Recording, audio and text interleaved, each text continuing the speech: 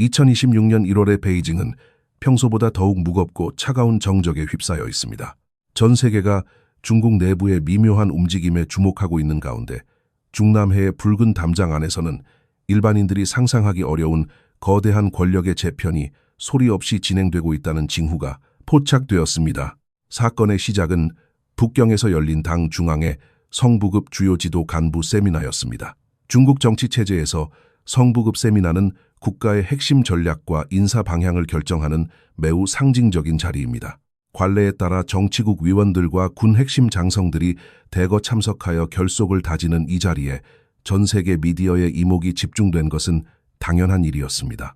하지만 관영 매체인 중앙 텔레비전의 보도 화면이 공개되자마자 분석가들은 경악을 금치 못했습니다. 화면 속에는 마땅히 자리를 지키고 있어야 할 국가의 핵심 인물들이 보이지 않았기 때문입니다. 가장 먼저 눈에 띄는 빈자리는 군부의 실질적인 1인자로 불리는 중앙군사위원회 부주석 장유샤와 연합참모부 참모장 리우절리였습니다. 이들은 군의 작전과 행정을 책임지는 상징적 존재들이며 특히 장유샤는 시진핑 주석의 오랜 우방이자 군 내의 확고한 지지 기반으로 알려져 왔습니다.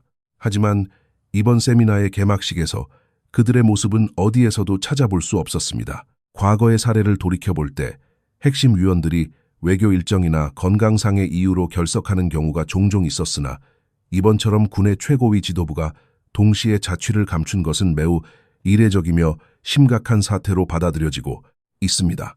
현지 분석가들은 이번 부재를 단순한 일정상의 충돌이 아닌 권력 핵심부 내부의 균열이나 대규모 숙청의 전조로 해석하고 있습니다. 이들의 부재가 더욱 주목받는 이유는 단순히 한두 명의 개인적인 사정으로 치부하기에는 빠진 인물들의 면면이 너무나 중량감 있기 때문입니다. 전 신장 당위원회 서기인 마싱 루이와 중앙조직부장 스테펑 그리고 부총리 허리펑 또한 개막식 현장에 나타나지 않았습니다. 허리펑 부총리의 경우 다보스 포럼 참석이라는 명확한 외교적 사유가 확인되었지만 마싱 루이와 스테펑의 부재는 의문의 여지를 남깁니다. 특히 마싱 루이는 이전부터 여러 중요한 정치 행사에서 모습을 드러내지 않아 신변에 이상이 생긴 것이 아니냐는 추측이 무성했던 인물입니다. 이번 세미나 결석은 그가 이미 정치적 영향력을 상실했거나 조사를 받고 있을 가능성에 더 큰 무게를 실어주고 있습니다. 더욱 기이한 점은 스테펑의 부재입니다. 중앙조직부장으로서 간부들의 교육과 인사 배치를 총괄하는 그는 이번 세미나의 성격상 가장 핵심적인 역할을 수행해야 하는 인물입니다. 그는 과거 리창 총리의 대학 후배이자 후진타오 전 주석의 신임을 받았던 인물로 복잡한 계파 정치 속에서도 자신의 자리를 굳건히 지켜왔습니다. 그런 그가 자신이 주도해야 할 행사 현장에서 사라졌다는 사실은 중국 내부의 인사 시스템에 심각한 오류가 발생했거나 혹은 예측 불가능한 거대한 변화가 일어나고 있음을 암시합니다. 하지만 대중의 시선은 결국 군부의 두 거물인 장유샤와 리우절리에게로 수렴됩니다. 장유샤 부주석은 단순한 고위 관료를 넘어 시진핑 체제의 군사적 안정성을 보장해온 기둥과도 같았습니다. 그러나 최근 몇 년 사이 두 사람 사이에는 미묘한 기류 변화가 감지되어 왔습니다. 군 내부의 부패 척결이라는 명목하에 진행된 일련의 수사 과정에서 장유샤의 측근들과 군수 부문의 인사들이 대거 숙청되면서 두 사람의 동맹 관계에 금이 가기 시작했다는 분석이 지배적입니다. 특히 작년 말 장유샤의 러시아 방문 당시 보도 통제와 기사 삭제가 반복되었던 기괴한 사건은 이들의 갈등이 이미 통제 가능한 범위를 넘어섰음을 보여주는 결정적 증거였습니다. 현재 베이징 안팎에서 흘러나오는 첩보에 따르면 장유샤는 이미 특정 세력에 의해 약식 조사를 받았거나 가택연금 상태에 처해 있을 가능성이 높습니다. 리우절리 참모장 역시 1월 18일 밤을 기점으로 신변이 확보되어 외부와의 연락이 두절되었다는 구체적인 정황들이 보고되고 있습니다. 만약 이 정보가 사실이라면 이는 2026년 벽두부터 중국 정계를 뒤흔드는 가장 거대한 폭풍이 될 것입니다. 시진핑 주석이 자신의 손과 발이 되어주었던 노장들을 쳐내고 군을 완전히 자신의 1인 지배체제 아래 두려는 시도인지 아니면 반대로 군 내부의 저항 세력이 마지막 반격을 시도하다 좌초된 것인지는 아직 베일에 가려져 있습니다.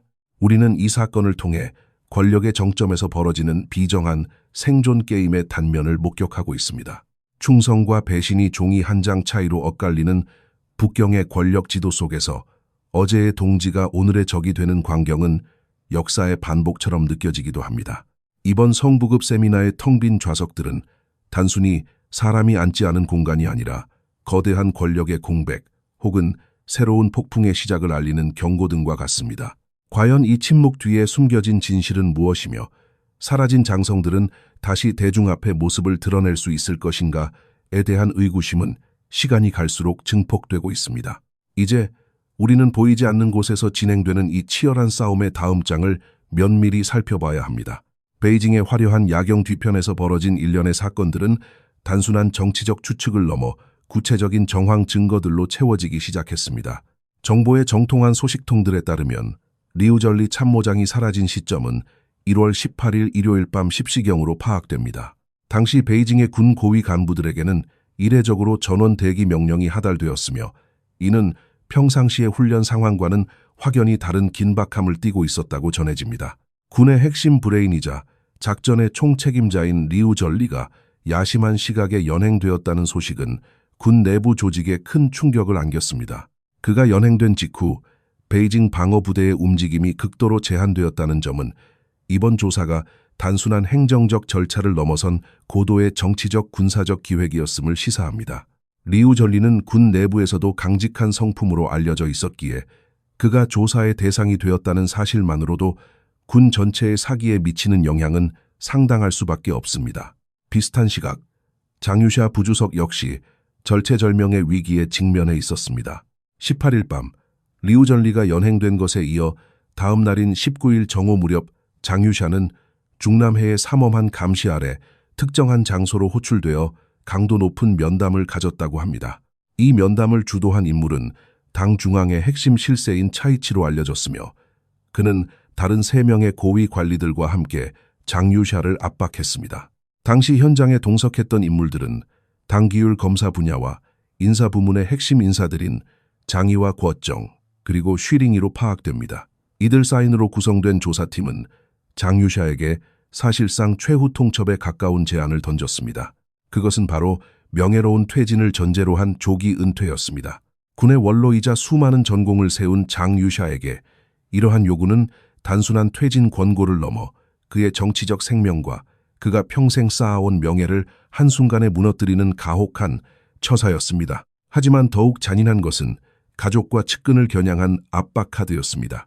장유샤의 아들인 장원재와 그의 일거수일투족을 보좌하던 핵심 비서진들이 이미 리우즈의 지휘 아래 구금되어 조사를 받고 있다는 소식이 전해졌습니다. 중국의 권력 구조 내에서 고위 인사의 자녀나 비서를 먼저 조사하는 것은 해당 본인에게 심리적 타격을 주고 자백이나 협조를 끌어내기 위한 고전적인 수법 중 하나입니다. 장원재의 신변이 확보되었다는 것은 장유샤에게 있어 가장 아픈 곳을 찔린 것과 다름없었습니다. 군 내부의 소문은 장원재가 연루된 혐의가 결코 가볍지 않으며 이를 빌미로 장유샤의 군권 반납과 정치적 퇴장을 강요하고 있다는 방향으로 흐르고 있습니다. 아들의 안위와 자신의 신념 사이에서 갈등해야 하는 노장군의 처지는 비정한 권력 투쟁의 현실을 여실히 보여줍니다. 이러한 일련의 과정들은 매우 치밀하게 준비된 시나리오에 따라 움직이는 듯합니다. 리우절리를 먼저 격리하여 군의 실질적인 기동 능력을 마비시킨 뒤 장유샤라는 거물을 고립시키고 그의 가족을 볼모로 잡아 저항의 의지를 꺾으려는 의도가 명확히 읽힙니다. 특히 차이치가 직접 전면에 나서 장유샤를 취조했다는 점은 시진핑 주석의 의중이 직접적으로 투영되었음을 의미합니다. 차이치는 시 주석의 가장 신뢰받는 신복 중 한 명으로 과거에도 수차례 난처하고 거친 정치적 과업들을 완수해온 전력이 있습니다. 그가 직접 장유샤와 마주 앉았다는 것은 이번 사안이 단순히 군 내부의 비리 조사가 아니라 최고 지도권의 안정과 직결된 중대한 숙청 작업임을 증명합니다. 현재 베이징 군 내부에서는 극도의 긴장감이 감돌고 있으며 소수의 고위급 인사들을 제외하고는 누구도 이번 사건의 전말에 대해 입을 열지 못하고 있습니다. 공식적인 발표는 없지만 장유샤가 이미 21대 전국 대표 대회까지 자리를 보전하기 어려울 것이라는 관측이 지배적입니다. 그가 일궈놓은 군내 계파와 인맥들은 이제 새로운 주인을 찾아 흩어지거나 살아남기 위해 과거의 수장을 외면해야 하는 비참한 상황에 놓여 있습니다. 겉으로는 평온해 보이는 성부급 세미나의 행사장 뒤편에서 누군가는 자신의 생존을 담보로 한 문서를 작성하고 있었을지 모릅니다. 이번 사건은 2016년의 시작을 알리는 종소리가 아니라 중국 정계의 거대한 판도 변화를 예고하는 비명이 되고 있습니다. 장유샤와 리우절리라는 두 거목이 한꺼번에 흔들리면서 이들을 따르던 수많은 장교와 병사들 역시 혼란에 빠져 있습니다. 군의 중추가 흔들릴 때 국가의 안보와 안정이 위협받을 수 있다는 우려에도 불구하고 정치적 숙청의 칼날은 멈출 기미를 보이지 않습니다. 이 과정에서 보여준 시, 주석의 단호함 혹은 무자비함은 당내의 잠재적 반대 세력들에게 보내는 강력한 경고이기도 합니다. 진실이 무엇이든 한 가지 분명한 사실은 베이징의 권력 지도는 1월 18일 그날 밤 이후로 완전히 다시 그려지기 시작했다는 점입니다. 이 거대한 드라마의 다음 막은 과연 누가 주인공이 될 것인지, 그리고 패배한 자들에게 어떤 운명이 기다리고 있을지는 아직 누구도 장담할 수 없는 상황입니다. 권력의 정점에 서 있는 두 남자의 충돌은 사실 어제 오늘의 일이 아닙니다. 베이징의 붉은 담장 뒤에서 벌어지는 이 소리 없는 전쟁은 2024년 중반부터 본격적으로 감지되기 시작했습니다. 당시 중국 정계 안팎에서는 시진핑 주석의 일인 지배체제에 균열이 생겼다는 설이 파다했습니다. 특히 제20기 중앙위원회 제3차 전체회의 이후 정치 원로들의 지지를 등에 업은 장유샤 부주석이 군권의 실질적인 통제권을 장악했다는 분석이 힘을 얻었습니다.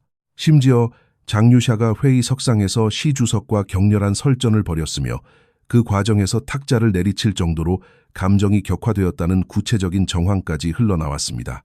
이러한 소문들은 단순한 가십을 넘어 중국 군부 내부의 시 주석을 지지하는 세력과 장유샤를 따르는 세력 사이의 거대한 전선이 형성되었음을 암시하는 신호였습니다. 이후 전개된 일련의 사태들은 이러한 갈등설에 더욱 무게를 실어주었습니다.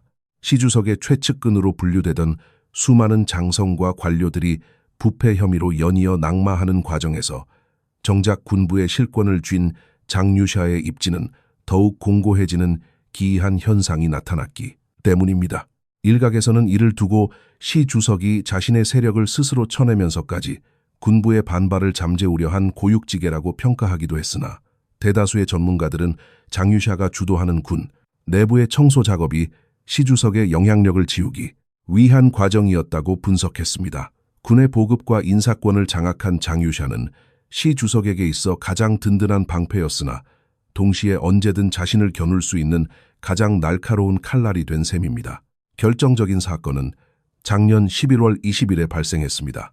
장유샤가 러시아를 비밀리에 방문했을 당시에 보여준 중국 관영 매체들의 기괴한 보도 행태는 두 사람의 갈등이 통제 불능 상태에 빠졌음을 만천하에 드러냈습니다. 방문 사실을 아예 보도하지 않거나 짧은 단신으로 처리하는가 하면 군 기관지 웹사이트에서 기사를 올렸다가 삭제하고 다시 올리는 소동이 반복되었습니다. 이는 선전 부문을 장악한 시 주석 측과 군보를 관리하는 장유샤 측 사이에서 치열한 정보 전쟁이 벌어지고 있음을 증명하는 대목이었습니다. 이 사건 직후 장유샤가 8일 동안 공식 석상에서 자취를 감추자 그가 연금되었다는 소문이 전 세계로 퍼져나갔으나 그는 보란듯이 정치국 회의의 모습을 드러내며 건재를 과시했습니다. 당시의 생활은 장유샤의 승리처럼 보였지만 그것은 도리어 시 주석에게 있어 더 이상 장유샤를 방치할 수 없다는 절박한 결심을 하게 만든 계기가 되었습니다. 이제 2026년 초에 벌어진 이번 사태를 바라보는 시각은 크게 두 가지로 나뉩니다. 첫 번째는 장유샤와 리우절리가 시 주석에게 노골적인 불만을 표시하기 위해 의도적으로 대형 행사에 불참하며 보이콧을 선언했다는 해석입니다. 군의 실권을 쥔 자신들이 없으면 국가의 주요 의사결정이 마비될 수 있다는 것을 보여줌으로써 시 주석을 압박하려 했다는 것입니다. 하지만 현재 베이징에서 들려오는 긴박한 소식들은 두 번째 가설인 시 주석의 전격적인 반격 가능성에 더 큰 무게를 실어주고 있습니다.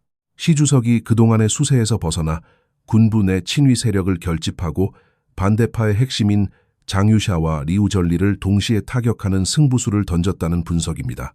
중국 정치의 역사는 권력을 나누어 가진 두 존재가 공존할 수 없음을 수차례 증명해 왔습니다. 절대 권력자에게 있어 고공계주, 즉 공로가 너무 커서 주군을 압도하는 신하는 언제나 제거의 대상이었습니다. 장유샤는 시 주석의 집권 초기 가장 강력한 우군이었지만 이제는 시 주석이 넘어야 할 마지막 산이자 가장 위협적인 걸림돌이 되었습니다. 시 주석이 아들의 비리 혐의와 최측근의 구속이라는 카드를 꺼내든 것은 장유샤에게 정치적 은퇴를 강요하는 동시에 그가 가진 군권을 완전히 회수하겠다는 강력한 의지, 표명입니다. 만약 이번 반격이 성공한다면 시 주석은 군에 대한 절대적인 지배력을 회복하며 1인 독주 체제를 더욱 굳건히 할 것입니다. 반면 장유샤 입장에서는 평생을 바친 군에서의 명예로운 퇴진과 가족의 안위라는 갈림길에서 생애 가장 고통스러운 선택을 강요받고 있습니다. 그는 과거 자신과 함께 전장을 누볐던 전우들이 숙청되는 과정을 지켜보며 자신만은 다를 것이라 믿었을지도 모릅니다. 하지만 비정한 권력 투쟁의 현장에서는 과거의 공적도 오랜 우정도 생존을 보장해주지 않습니다. 두 사람의 충돌은 이제 단순한 개인 간의 다툼을 넘어 중국이라는 거대한 국가의 향후 수십 년을 결정할 운명의 전환점이 되고 있습니다. 팽팽하게 당겨진 활시위처럼 긴장이 극에 달한 베이징의 공기는 조만간 어느 한쪽이 부러져야만 끝날 이 전쟁의 결말을 예고하고 있습니다. 우리는 이 치열한 수싸움의 끝에서 누가 최후의 미소를 지을지, 그리고 그 결과가 우리에게 어떤 영향을 미칠지를 엄중한 시선으로 지켜봐야 할 것입니다. 이처럼 벼랑 끝에 선 권력의 향방은 이제 새로운 인물들의 등장과 함께 급격한 세대 교체의 물결을 타고 있습니다. 장유샤와 리우전리가 비운 자리를 채우기 위해 무대 위로 올라오는 인물들은 시진핑 주석의 의중을 완벽하게 관철할 수 있는 신진 세력들입니다. 그 중에서도 특히 주목받는 인물은 조이덕과 종소군입니다. 조이덕은 중앙정치국 위원 증보가 유력시되며 시 주석의 전폭적인 신뢰를 바탕으로 당내 핵심 요직을 차지할 것으로 보입니다. 또한 종소군 역시 군 기율 검사 부문의 수장으로 거론되며 군 내부의 잔재 세력을 척결하고 새로운 질서를 확립하는 파수꾼 역할을 맡게 될 가능성이 큽니다. 이러한 인사 배치는 다가올 제21차 전국 대표 대회를 앞두고 시 주석이 자신의 지배력을 공고히 하기 위해 정밀하게 설계한 판짜기의 일환이라 할 수 있습니다. 과거의 공로자들을 밀어내고 그 자리를 젊고 충성스러운 인물들로 채우는 과정은 중국 정치사에서 반복되어 온 서사이지만 2026년 현재 벌어지는 광경은 그 어느 때보다 단호하고 신속하게 진행되고 있습니다. 이는 단순히 사람을 바꾸는 문제를 넘어 군과 당의 구조 자체를 1인 지배체제에 최적화된 형태로 재편하려는 거대한 기획의 완성 단계에 와 있음을 의미합니다. 이러한 변화의 소용돌이 속에서 평생을 군에 몸담아온 장유샤와 같은 노장군들에게 남겨진 선택지는 그리 많지 않습니다. 일각에서는 장유샤가 취할 수 있는 미래를 세 가지 시나리오로 분석하고 있습니다. 첫 번째는 가장 대담하면서도 위험한 길로 군권을 장악하고 있는 현재의 위치에서 전격적인 결단을 내리는 것입니다. 자신을 따르는 세력을 결집해 정면 돌파를 시도하고 국가의 체제를 근본적으로 변화시키는 방향으로 나아가는 것입니다. 하지만 현재 베이징의 삼엄한 감시망과 정보 통제를 고려할 때 이 시나리오는 이미 실현 가능성이 매우 낮아졌다는 평가가 지배적입니다. 기회를 놓친 결단은 도리어 자신을 쫓아매는 덫이 되어 돌아왔고 이제는 방어조차 버거운 처지에 놓이게 되었습니다. 두 번째 시나리오는 과거 장양 장군이 택했던 것과 같은 비극적인 자결의 길입니다. 자신의 죽음으로써 가족과 측근들을 보호하고 불명예스러운 조사를 중단시키는 선택입니다. 이는 비록 생명은 잃을지언정 군인으로서의 마지막 자존심을 지키고 가문의 멸문지화를 막을 수 있는 차선책으로 여겨지기도 합니다. 권력의 냉혹함을 누구보다 잘 아는 그에게 어쩌면 이 길은 구차한 연명보다 숭고하게 느껴질지도 모릅니다. 하지만 이 또한 한 시대를 풍미했던 장성에게는 너무나 가혹한 결말이 아닐 수 없습니다. 마지막 세 번째 시나리오는 모든 권력을 내려놓고 굴욕적인 복종을 선택하며 여생을 감옥이나 가택연금 상태로 보내는 것입니다.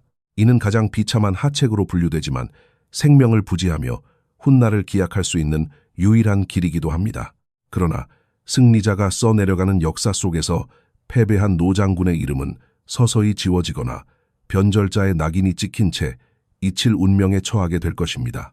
장유샤가 어떤 선택을 하든 그것은 본인 개인의 운명을 넘어 중국 군부 전체의 기강과 미래에 지대한 영향을 미칠 수밖에 없습니다. 권력이라는 것은 잡으려 할수록 손가락 사이로 빠져나가는 모래알과 같아서 영원한 동지도 영원한 승자도 존재하지 않는다는 진리를 우리는 다시 한번 목격하고 있습니다. 베이징의 화려한 조명 아래서 벌어지는 이 비정한 드라마는 우리에게 인간의 욕망과 그 끝에 기다리는 허무함을 동시에 보여줍니다. 한때 국가의 기둥으로 칭송받던 이들이 한순간에 조사의 대상으로 전락하고 그들의 빈자리가 새로운 얼굴들로 채워지는 과정은 역사의 거대한 수레바퀴가 굴러가는 소리처럼 들리기도 합니다. 우리는 이 모든 과정이 단순히 권력의 이동을 넘어 더 나은 사회와 투명한 정치를 향한 이정표가 되기를 희망합니다. 보이지 않는 곳에서 벌어지는 치열한 싸움의 진실을 알고자 하는 갈구는 세상을 조금 더 밝은 곳으로 이끄는 힘이 됩니다. 장 유샤와 리우전리의 사라진 행방을 추적하는 우리의 시선은 결국 우리 시대가 지향해야 할 가치가 무엇인지를 묻는 질문으로 이어집니다. 무대 위의 주인공은 바뀌어도 정의와 진실에 대한 열망은 변함없이 이어질 것입니다. 2026년의 겨울, 베이징에서 시작된 이 폭풍이 지나간 자리에는 어떤 씨앗이 싹을 틔울지 우리는 냉철하면서도 따뜻한 시선으로 지켜봐야 할 것입니다. 권력의 무상함 속에서도 사람이 가져야 할 기계와 존엄을 잃지 않기를 바라며 이 긴 여정의 기록을 마칩니다.